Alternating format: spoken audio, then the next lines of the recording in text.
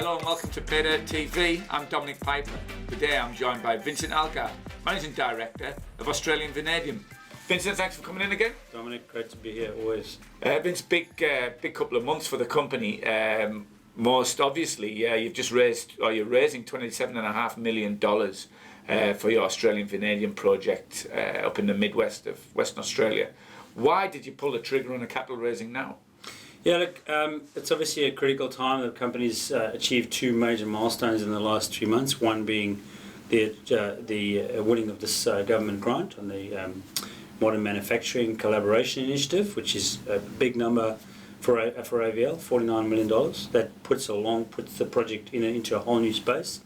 And then we completed our bankable feasibility study, which also again gives us current numbers for building and moving the project forward. So on the back of that, wanted to start growing the team, wanted to start pushing ahead with the final parts of what we need to get done, both approvals and technical, so we can reach a financial investment decision later in the year and then pull the trigger on the project early in the new year. So those things had to happen.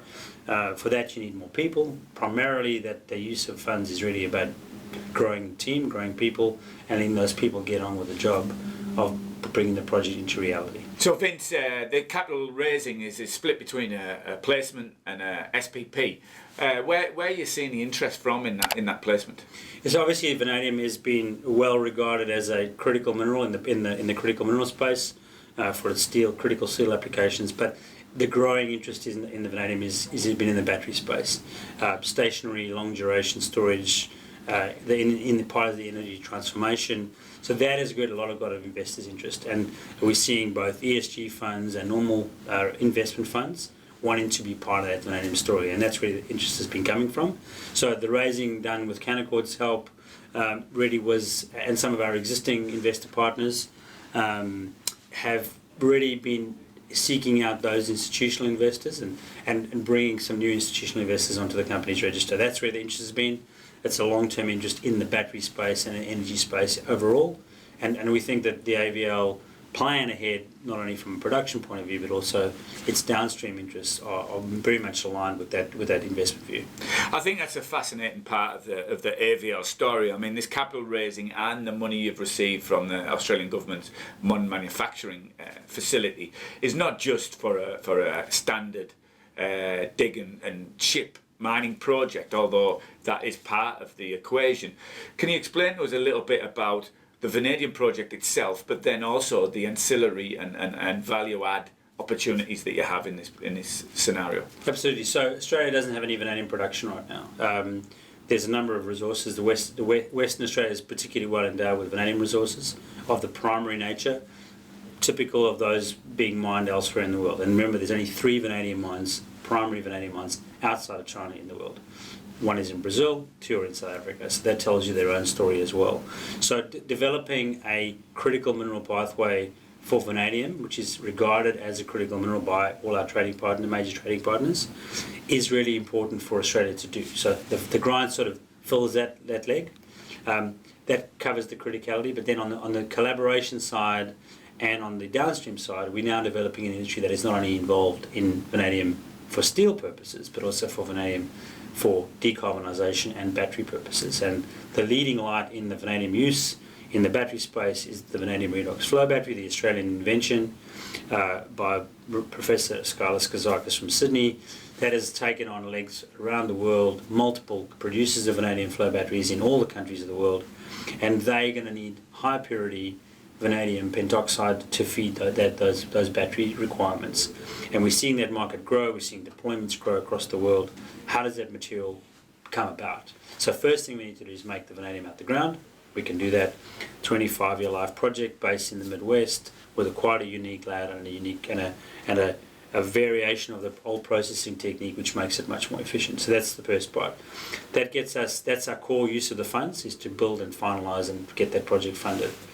The second part of that is now, when you take the vanadium pentoxide, you need to put it make it into a form that can go into the electrolyte in the battery. This is a large volume of material. It can actually absorb a lot of new market for the vanadium battery.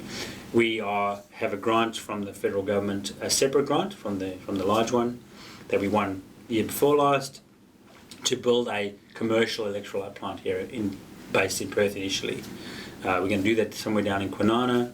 That will allow us to have a capacity of around 33 megawatt hours of storage every year, which will be deployed specifically into the flow battery. Now, we're going to get that kicked off earlier, and we actually, for the shorter term, going to source our vanadium from high purity vanadium from the US, from a company called US Vanadium. They'll bring us the initial material. We'll be able to start deploying and putting it into batteries that are being developed in Australia, and our VSUN subsidiary will help us to close those deals inside the Australian market. So wherever a niche or an opportunity exists, VSUN is on top of it already, whether it be in the mining space, the commercial industrial space, the agricultural space. We've got opportunities in there. You know, we've already got a battery coming to Independence Group's Nova operation for a 24-hour pump, which is coming from a battery we're buying from a company in Spain, E22, who are developing their battery for us. So we're not tied ourselves to one producer of batteries. So VSUN is generating leads. Those leads are both for battery deployment and for electrolyte delivery. The electrolyte plant we build will allow us to build capacity, and then when the production is when we start producing our own vanadium, that'll then match into the production capacity of the electrolyte plant. So there's a good integrated thing. All of those are happening in Western Australia. All of those are generating jobs and skills in Western Australia, which is really what our primary objective is. It's a remarkable story that you're able to match that traditional steel market and then also supply to that electrolyte market and then even that end-use battery market as well. It's a very exciting time for the companies, but it sounds like a hell of a lot of work that you need to do in the next few months and years to get there. Yeah. What are you going to spend the money on? What can we see this capital raising? Where will it go to straight away? So, as I mentioned, those three core areas, they're all areas where we've already got resources placed. We're going to ramp up those resources. So we're looking for people that want to be involved in this exciting story. It's an exciting place to work.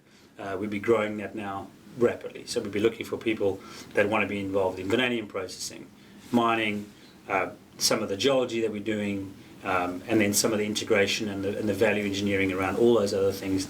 The electrolyte plant is an area that people want to get involved in. We know this is an area we've seen when we talk to new candidates that they really like the idea of getting into a different area. This is not traditional mining.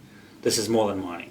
This is what we're doing. We're trying to bring it all together and be involved with the energy transition along the way. So we really are encouraged to bring quality people on board, people that fit our culture, and then we'll take it forward. But it's all about using the funds to complete our work technically on each of these projects, grow our market, but also to finish up our approvals, get those squared away, and start to spend money on our large equipment, which is really what we're going to be doing. So that's going to be an active period of time for us, really ramping up the funding we've got, both from shareholders and from our new investors and institutions, will allow us to get that done and reach our milestones as soon as we can, basically. But it's still a tough market, but we know that what we're dealing with and what our objectives are right in the zone. Are you seeing interest from more ESG ethical investors now that you're sort of on that journey to critical minerals and particularly in the battery space? Absolutely, and you know we have regular meetings with ESG funds that come into play, investors that are only there for the green side of things, for the energy transformation side, and more so the issue that I see and my sort of flag waving is that if I have a lithium unit that's coming out the ground or being processed, where should it go? It should go into an electric vehicle. To use it on a grid that is partially already green seems a bit of a waste of that that lithium unit. It should be used in the transformation of our most polluting thing, which is our vehicle fleet globally. That includes ships and vehicles. So let's use our lithium units there. Let's use our vanadium units on the grid where they're much more efficient and gets us to our long-term goals of zero carbon emission using renewable energy. And the only way to get there is with a VRFB, commercial size, grid scale VRFB, and we can put the diesel away and stop using it and let the vehicles do their thing with their lithium batteries. And I think that's a great match. Vanadium can fit into that space quite comfortably. Technology is there, and we just want to make sure we're in the game all the way along.